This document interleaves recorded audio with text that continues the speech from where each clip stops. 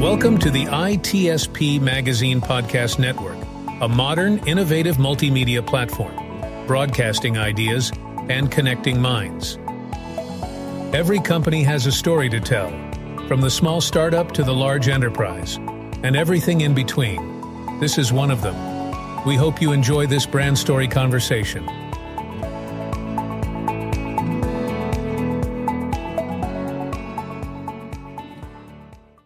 Marco. Sean.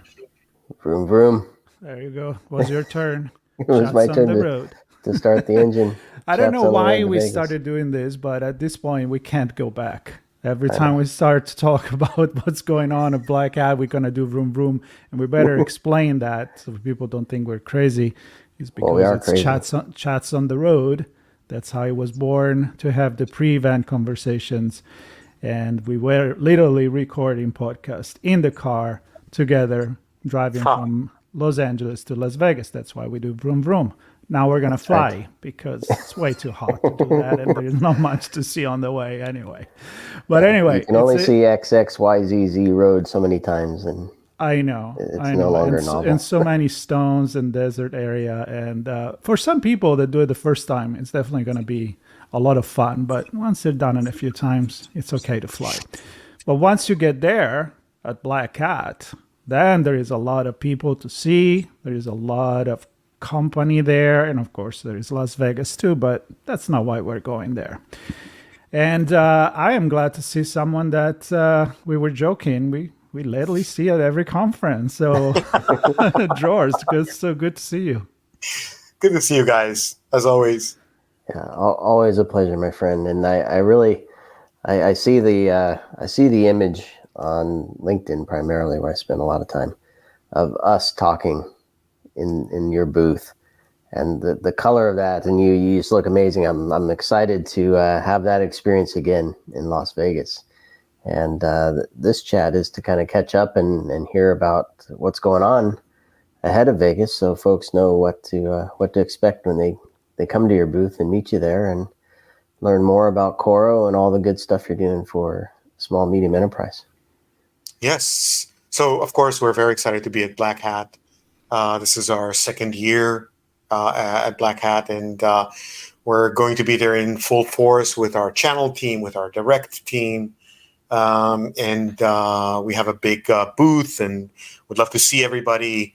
It's booth 4734.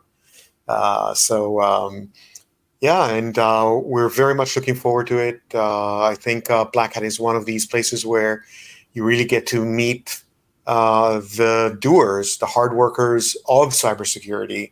Unlike some of the other conferences that are a lot more executive and marketing oriented, I think that at Black Hat, it's a lot more the people that are carrying the weight on their shoulders. And we love meeting these people because that's who we cater to. Yeah, the practitioners are in full force, and the architects and the all the doers and the researchers all come together at this event. This is really cool. And a lot of service providers, MSPs, MSSPs, especially a lot of those that cater to the more middle market, small businesses, which is our bread and butter. It's a good fit for us to be there. Really good conversations last year. And I think that this year is going to be no different. I'm also looking very much forward to my talk. I'm giving a talk on the 7th at 3:45 p.m. And the title of the talk is a little bit tongue-in-cheek. It's Platformization, Consolidation, and Other Buzzwords Debunked. That's really cool. Everybody's talking about platform now. I know. Well, all right. So why don't we just do that? First of all, I'm excited to see your booth in their entirety, because I guess we saw in London when we met you there. Great team. We met the old team at Coro with fantastic people, and we had a chat right inside the booth. And you told me there was a smaller version. I was like looking up, and I'm like, okay, I can't wait to see the big one. But apart from that, give us a tease on what these buzzwords that you're going to debunk are, and what is this talk? Yeah, so every year there is a new buzzword that sort of conquers. So 3 years ago, it was zero trust. Everybody was doing zero trust. 2 years ago, it was all about simplicity. Everybody was simple. This year and last year, it was all about AI. AI this, AI that, Gen AI, everything AI. And now the big buzzword is platform. Everybody's a platform. CrowdStrike is a platform. Palo Alto is a platform. Everybody's a platform. So in my talk, I'm actually going to help the people that are going to hear me out in, first of all, understanding what is and isn't a platform and how should they look at. I'm actually giving people a worksheet that they can use, just take a picture of and use with some formulas on how should they assess what is the right platform for them, what is a platform at all.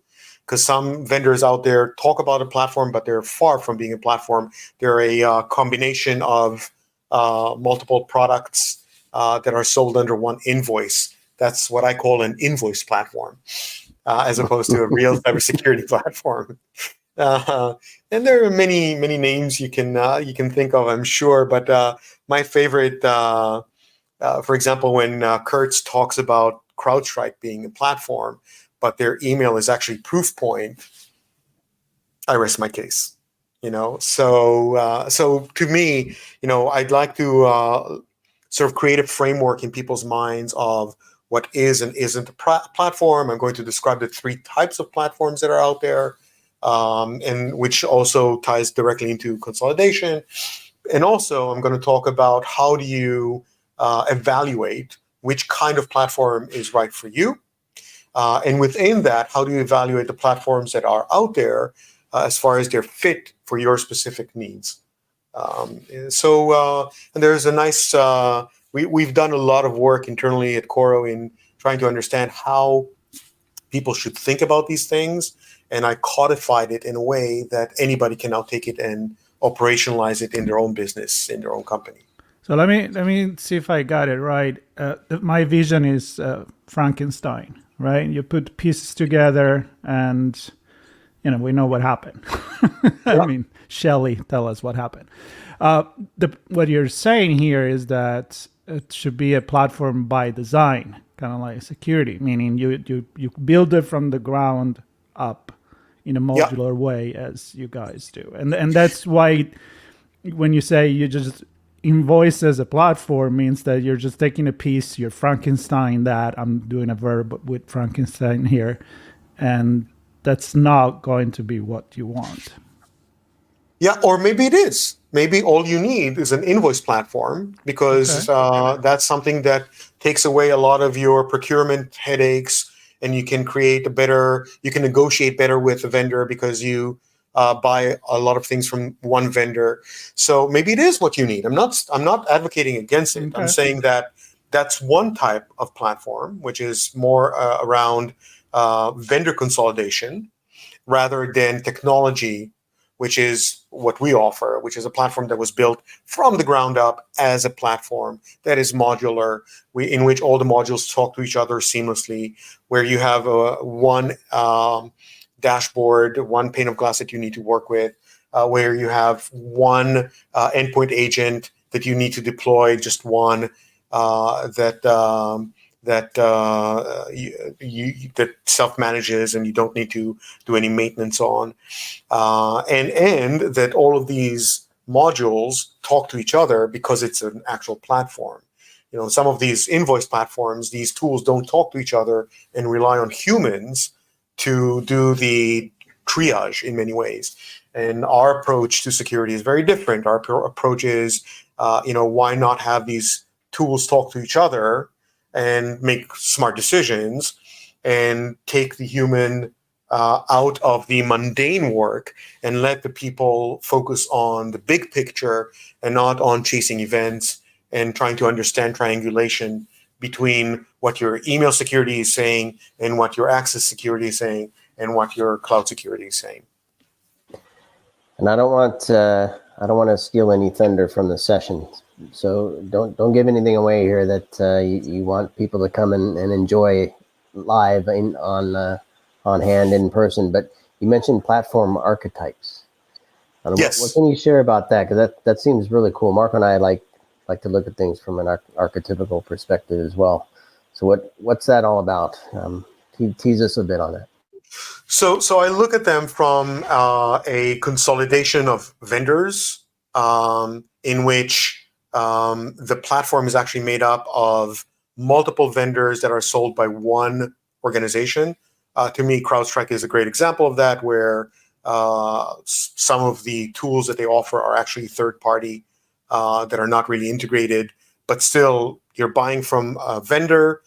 You have one chokehold that you need to have. You have one invoice, you can negotiate better. So that's one type. The second type is more of a Cisco Palo Alto situation, where it's all their product, whether by acquisition or development, but they're standing behind that product. And there's pluses and minuses to that as well. And then the third is what we are, which is a platform that was grown from the ground up, no acquisition, no really fully integrated. And then there is something that is a little different, which is more of a service platform, where you're buying a stack from a service vendor that is basically masking all of the complexity and taking it upon themselves. Very costly, because somebody has to pay for all of that. But as a company who needs a platform, this also could be an option. So I'm trying to be as unbiased as I can be in my talk, in presenting the pluses and minuses of each one of those archetypes, and then helping the audience understand how to decide which one of those is the right fit for their organization. I'm by no means I'm saying that we are the right fit for everybody. So I'm presenting this as here's what you need to think about when you're looking at these four archetypes. And then within the four archetypes, I've created this, call it worksheet, spreadsheet, whatever you want, in which each area that you need to look at, you give it a weight and you give it a score. And then at the end, when you're comparing platforms within a space that you're interested in, whether it's an invoice or a vendor, or and then within those, you can see which one is the best fit for your needs based on what is important to you as an organization or as a team that is managing security on behalf of the organization. So it's really smart. I'm saying so myself because I'm very unbiased, of course. But I've invested a lot of work with my team in building this sort of like decision architecture that would be, I think, very helpful for an organization to look at how to consolidate in a way that is the right fit for them. Yeah. No, I love real quickly, Mark. I just want to make this comment because no worries. So an unbiased view, those view of those different types. To your point, there's certain things work for different organizations, but for you, and can you correct me if I'm wrong here, but as your vision to platform by design, achieve certain objectives with the solution that you build for a specific audience that has those requirements, does that help you really focus in and make, I'll say, better decisions, at least more informed decisions on how and where to invest to stay true to that particular audience? So we look at every decision we make as a company, not just from a product development side, but also from a go-to-market side. We look at it through the lens of our audience. And our end audience is the mid-market and small businesses, but our real audience is the service providers who are serving them. So the MSPs, the MSSPs that are helping these organizations. So we look at this from both perspectives, and every decision we make as a company is looking at the decision through the lens of how is this going to make these people's lives easier, and how are we going to make their businesses more secure, and our decisions as far as product, as far as features, are always looking at it from that lens.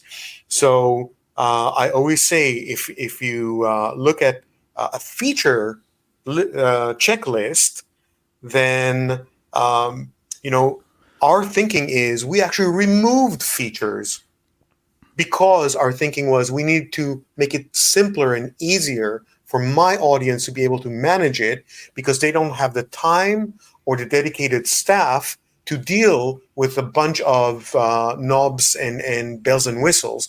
They need security. They need security they can trust. They need security that looks at things on their behalf and removes workload, not adds workload, whether they're the end customer or the service provider who's serving them. Because if you're a service provider, if you're an MSP, and you want to provide your mid-market or small businesses with really strong cybersecurity, today it's not economically possible, because there is no way for you to offer them that in a way that you make a reasonable profit and they can afford, right? And we've taken that away. We've taken that away out of the equation, because we've built it in a way that you don't need to build a huge team, which is the highest cost from an MSP's perspective. You don't need to build a huge team to manage us. The system practically self-manages on the one hand side. And the system itself is very reasonably priced. So you can offer it to your customers in a way that they can afford it, provide them the full security, workspace security, gamut of endpoint and network and cloud and email and user and data governance, all in one platform, using one engine, using one endpoint agent, using one pane of glass. So from your perspective as a service provider, it's so much easier and so much more economical and so much more profitable to offer that kind of environment to that small business, to that mid-market customer in any vertical. Yeah, I think that's a plus, because then as a service provider, you can offer your service on top of that. So it's not absolutely. It's very flexible. Not only, well, if you say easy, and it's also need to be flexible so it can adapt. And I know it's a modular system, but this is what I want to go back a little bit is into what is right for you, and often what is right for you today may not be right for you tomorrow. So that may be a moment where you say, you know what? I didn't even know I could go this direction, but I feel like I'm stuck with the stuck that I have. I know, Sean, you love the stuck, so I'm going to use it Yes, twice. it's a stack. And how I would like to know, maybe our audience right now would like to know how easy it is to jump on board with Coro. Yeah. So a couple of comments about that. First of all, you're absolutely right. Many times, once you're fully invested in a very expensive, complex security platform, it's very hard to extract yourself from it. So with us, first of all, onboarding onto our platform, I'm not exaggerating, is minutes, not hours, not months, not days, minutes. Our customer success team can onboard a customer during a 20-minute call and take them from no security to full workspace security of endpoint, user, cloud, email, network, everything in about 20 minutes. With all of the configuration done in those 20 minutes. That's one thing. But more importantly, the way the platform was designed was that you can add and remove modules on demand.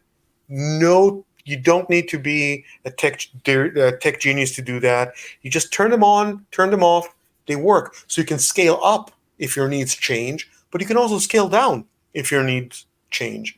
Both from a user perspective, user-based perspective, or from a functionality perspective. And once you turn something on, it just works. There's no integration work. There's no configuration work. None of that. You just turn it on and it just works. I'll give you two examples that are very key. One of the key things that we're hearing more and more from our customers and our partners is all about data governance, because the government is now becoming a lot more aggressive in putting regulations around cybersecurity and data governance that historically have only been applied to the very large enterprises. And now they apply to anybody. So an example of that is the safeguard rules that the FTC put out last year. So with us, you basically say, I want data governance. You turn on the module. You say what kind of data governance you want. And it applies to your email, to your cloud storage, to your endpoint device, to everything. You don't need to start dealing with, you just tell us what you want to govern, where you want it governed, and that's it. It just happens, magic.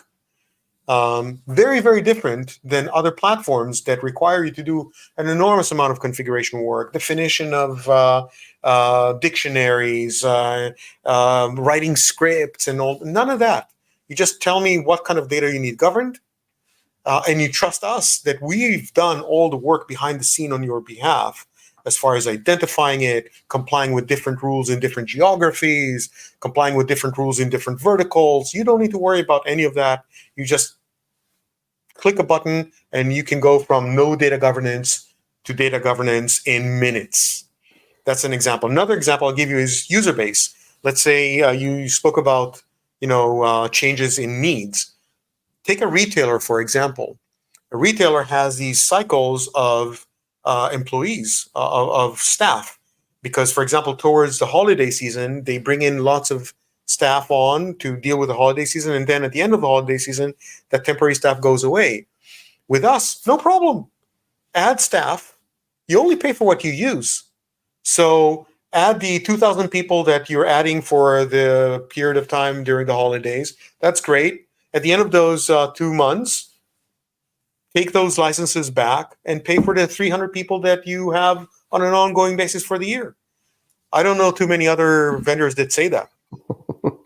Once you lock them in, you can't get out. That's it. You're paying for that license for the year.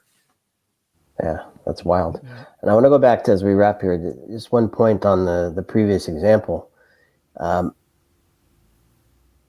You've done the work for the different regions, the different policies, different regulations for the data governance. And I'm thinking, that's great as an individual company. Thank you very much. But as an MSP, holy cow, they can easily serve a much broader spectrum of organizations and not have to deal with a ton of stuff. Differences between them as well. Absolutely, especially since a lot of their customers have multiple geographies to begin with. They might have some regional offices in different places, and suddenly they need to now comply with Canadian laws. Just across the border, 20 miles, totally different rules of data governance, of data residency, and an MSP that sits in, say, Detroit. Might also service people that are across the border in Canada. And with us, seamless, completely seamless. Nice. Well, I'm looking forward to keep these conversations going, Dror, of course. I'm looking forward to seeing you guys in Vegas. Come to see my talk. I know. It's August 7th. 3:45. 3:35, yep. And Business Hall, Theater D. Platformization, consolidation, and other buzzwords debunked. And of course, we're going to put a link to where you can find that information and connect with the team at Coro. The energy from your team, Dror, I can only, it's stuck in my mind, the energy that your team had when we saw them in London is amazing. Our team is great. I'm so proud of them. So go see the team. There's a place to book a meeting here as well if you want a deeper dive into any of this stuff. So Dror, thanks a million for this chat. We look forward to seeing you. Thank you for having me again, guys. I really appreciate it. Well, and thanks everybody. See you soon. I'll have another conversation. And for everybody else, Sean, I'm going to steal it from you. All right, go for it. Subscribe. If you are in Vegas, we can see you there. But a lot of people are not going to make it there. And we will be your eyes and ears. And we'll let you know what's going on there with other great conversation like this. And the conference and coverage goes before, during, and after. So stay tuned. And Dror, we'll see you soon. See you soon, guys. Thanks a lot. Bye, everybody.